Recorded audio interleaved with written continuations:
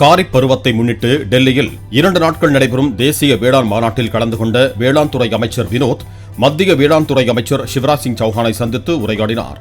பல்வேறு மாநிலங்களின் வேளாண் அமைச்சர்கள், இந்திய வேளாண் ஆராய்ச்சி குழுமத்தின் மூத்த அதிகாரிகள் இதில் கலந்து கொண்டனர்.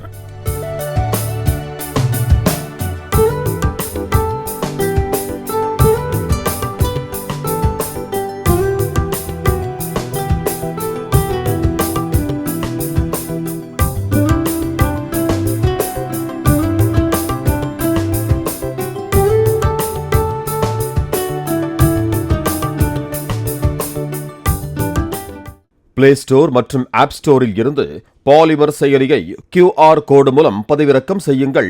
செய்திகளை உடனுக்குடன் பெறுங்கள்.